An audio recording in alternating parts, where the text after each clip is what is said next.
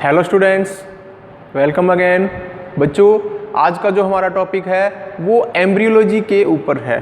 ठीक है बच्चों, आपको मालूम है कि जितने भी एंजियोस्पर्मिक प्लांट्स हैं उनमें सेक्सुअल रिप्रोडक्शन के लिए फ्लावर की आवश्यकता होती है। यानी सेक्सुअल रिप्रोडक्शन कहाँ पर होता है? फ्लावर के अंदर। फ्लावर के अंदर आपको मालूम है कि मेल सेक्स ऑर्गन और फीमेल सेक्स ऑर्गन दोनों का ही डेवलपमेंट होता है, दोनों ही मैच्योर होकर सेक्सुअल रिप्रोडक्शन में भाग लेते हैं और इस प्रकार एक नई पीढ़ी को वो जनरेट करते हैं। बच्चों, एक फ्लावर की स्ट्रक्चर प्रीवियस क्लास में मैंने आपको बताई थी। प्रीवियस लेक्चर में एक टिपिकल फ्लावर, एंजियोस्पर्मिक फ्लावर की स्ट्रक्चर के बारे में चर्चा की थी कि फ्लावर वास्तव में क्या है? मॉडिफाइड शूट है। Flower is a modified shoot और यह अडेप्टेबल है सेक्सुअल रिप्रोडक्शन के लिए। ठीक है, फ्लावर की स्ट्रक्चर देखें तो फ्लावर के अंदर क्या होता है? पेडिसल होता है। फ्लावर के अंदर क्या होता है? पेडिसल होता है, जिसकी हेल्प से मदर एक्सिस के साथ वो जुड़ा रहता है। और पेडिसल का जो अपर पार्ट, फुला हुआ पार्ट क्या कहलाता है? थैलेमस। और थैलेमस के ऊपर ये चारों प्रकार के जो हॉल्स हैं, चक्र हैं, ठीक है, ये लगे रहते हैं, जिनमें सबसे बाहर वाला जो outer most hall of the flower also called is calyx. आपको याद है सबसे बाहर वाला जो चक्र है वो है कैलेक्स। कैलेक्स के बाद जो सेकंड जो चक्र है वो क्या कहलाता है? करोला। इसी प्रकार थर्ड जो साइकिल है वो क्या कहलाता है? थर्ड जो चक्र है वो क्या कहलाता है? एंड्रोशियम। और एंड्रोशियम को क्या बोलते हैं? Male sex organ. और जो लास्ट आखिरी फोर्थ जो हॉल्स है that is also called is gynoecium. Gynoecium यहाँ फीमेल सेक्स ऑर्गन को रिप्रेजेंट करता है। ठीक है बच्चों, कैलेक्स और करोला दोनों ये कैसे हैं?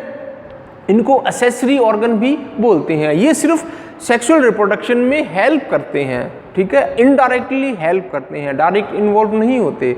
इसी प्रकार जो एंड्रोशियम और गाइनोसियम हैं इनको एसेंशियल हॉल्स भी बोलते हैं, क्योंकि ये दोनों ही डायरेक्ट सेक्सुअल रिप्रोडक्शन के अंदर इन्वॉल्व होते हैं, सम्मिलित होते हैं। ठीक है बच्चों, इन दोनों में से अगर कोई एब्सेंट हो तो वहाँ पर रिप्रोडक्शन नहीं हो सकता। बच्चों, अब यहाँ पर आप देखो कि अपने बात करते हैं इसमें, क्योंकि यहाँ सिर्फ रिप्रोडक्शन की बात करेंगे। जितने भी एंजियोस्पर्म प्लांट्स हैं उनमें रिप्रोडक्शन की बात करेंगे एम्ब्रियोलॉजी के अंदर।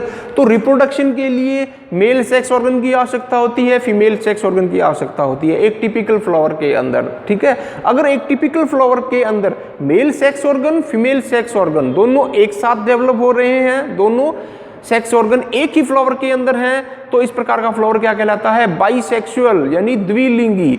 और अगर एक ही प्रकार का सेक्स ऑर्गन है तो उसको बोलेंगे यूनिसेक्सुअल, एक लिंगी। ठीक है, तो यहाँ पर रिप्रोडक्शन के बारे में बात करेंगे तो सबसे पहले जो मेल रिप्रोडक्टिव ऑर्गन है फ्लावर के अंदर, जो मेल रिप्रोडक्टिव ऑर्गन है वो क्या कहलाता है? एंड्रोशियम कहलाता है। पुंमंग जिसको बोलते हैं क्या कहलाता है? एंड्रोशियम। ठीक है, और फ्लावर के अंदर यह तीसरा इंपॉर्टेंट हॉल है, चक्र है, that is also called is male reproductive organ. क्या कहलाता है? एंड्रोशियम। ठीक है, यूनिट ऑफ एंड्रोशियम, एंड्रोशियम की एक इकाई क्या कहलाती है? स्टेमन। क्या कहलाती है? स्टेमन, या इसको यूं बोले collection of स्टेमन also called is androecium. Unit of androecium called is स्टेमन। Androecium की एक इकाई क्या कहलाती है? स्टेमन। बच्चों, स्टेमन यहाँ किसके बराबर है? माइक्रोस्पोरोफिल के बराबर है। किसके बराबर है? माइक्रोस्पोरोफिल। माइक्रो का मतलब है छोटे आकार के, स्पोर का मतलब है बीजाणु, फिल का मतलब क्या है? लीव्स। ठीक है, छोटे आकार के स्पोर्स को धारण करने वाली पत्तियां। वास्तव में बच्चों ये जो सेक्स ऑर्गन है किसका मॉडिफिकेशन है? लीव्स का मॉडिफिकेशन है, पत्तियों का रूपांतरण है। ठीक है, तो छोटे आकार के स्पोर्स को धारण करने वाली पत्तियां क्या कहलाती हैं? स्टेमन। ठीक है, तो स्टेमन यहाँ पर लीव्स का ही मॉडिफिकेशन है। ठीक है बच्चों, स्टेमन की यहाँ स्ट्रक्चर देखें तो स्टेमन के मोटे तौर पर दो पार्ट हैं। मोटे तौर पर दो पार्ट हैं। फर्स्ट भाग कौन सा है? Long and thin. यहां देखो लॉन्ग एंड थिन जो पार्ट है वो क्या कहलाता है, फिलामेंट कहलाता है, ठीक है। और फिलामेंट का जो ऊपरी हिस्सा है, फूला हुआ जो हिस्सा है, वो क्या कहलाता है, एंथर। एंथर का यहाँ काम क्या है, स्पोर बीरिंग पोर्शन। ये क्या करता है, एंथर बीजाणुओं को धारण करता है। और लॉन्ग जो स्ट्रक्चर है, थिन लॉन्ग जो थिन स्ट्रक्चर है, वो फिलामेंट कहलाती है। फिलामेंट की हेल्प से जो एंथर है वो थैलेमस के साथ अटैच रहता है, ठीक है। तो बच्चों यहाँ पर आप देखो कि जो एंथर है, एंथर और फिलामेंट दोनों को जोड़ने वाली एक यूनिट है, that is also called is connective tissue भी बोलते हैं इसको, जिसमें जाइलम और फ्लोएम दोनों ही रहते हैं, कनेक्टिव टिश्यू, ठीक है। बच्चों यहाँ पर आप देखो कि अगर इस एंथर का टीएस काटें, इस एंथर का टीएस काटें, ट्रांसवर्स सेक्शन काटें, तो इसकी जो स्ट्रक्चर है, संरचना है, वो इस प्रकार दिखाई देगी, ठीक है। इसको आप पहले थोड़ा समझो, ठीक है। यहाँ पर आप देखो कि जो एंथर है वो बाइलोब्ड स्ट्रक्चर होती है। एंथर है वो द्विपालित, बाइलोब्ड, बाई का मतलब क्या है, दो पालियां। एंथर एक ऐसी स्ट्रक्चर है जिसके अंदर दो पालियां होती है। ये देखो आपको, ये दो पालियां हैं, दो लोब्ड है, इसलिए इसको क्या बोलते हैं, बाइलोब्ड स्ट्रक्चर, दो पालियों वाली संरचना, ठीक है। तो यहां पर बाइलोब्ड का मतलब क्या है, टू एंथर लॉब्स, 1 एंड 2, ठीक है। तो इसको क्या बोलते हैं, इसमें दो एंथर लोब्स हैं, इसलिए इसको क्या बोलते हैं, डाइथिकस। डाई का मतलब क्या है, दो, थिकस का मतलब क्या है, एंथर, 1 एंड 2, ठीक है। इसको बोलते हैं डाइथिकस कंडीशन, ठीक है।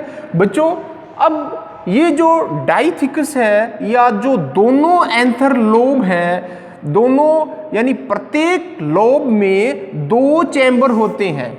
ये जो दोनों लोब हैं, प्रत्येक लोब के अंदर दो चैम्बर होते हैं। ये देखो, ये पहली लोब है, ये दूसरी लोब है।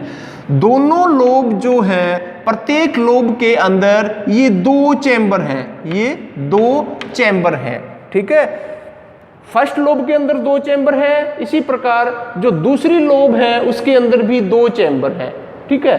तो एक एंथर के अंदर चैम्बर की संख्या कितनी है, 1 2 3 4, ठीक है।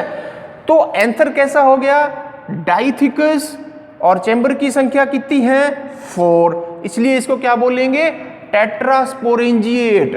टेट्रा का मतलब यहां पर क्या है, 4, टेट्रा का मतलब क्या है, 4, ठीक है। स्पोरेंजिएट का मतलब क्या है, बीजाणुधानी, स्पोरेंजियम बीजाणुधानी, बीजाणुओं को धारण करने वाली धानी, ठीक है। टेट्रास्पोरेंजिएट का मतलब क्या है, टेट्रा, 1 2 3 4, तो 4 इसमें बीजाणुधानियां हैं, इसलिए इसको बोलेंगे टेट्रास्पोरेंजिएट। और डाइथिकस का मतलब क्या है, एंथरलोब कितनी है, 1 और 2, ठीक है। एंथरलोब कितनी है, 1 और 2, और प्रत्येक एंथरलोब के अंदर दो क्या है, स्पोरेंजियम है, बीजाणुधानी है।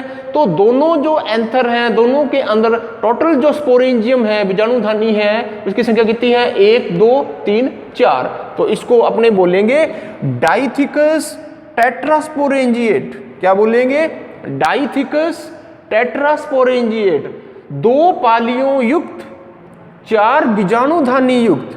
पालियां कितनी हैं, 2, और बीजाणुधानियां कितनी हैं, 4, प्रत्येक पाली के अंदर 2 बीजाणुधानी। तो इस प्रकार 2 पालियां और 4 बीजाणुधानियां, ये बात आप ध्यान में रखना, ठीक है।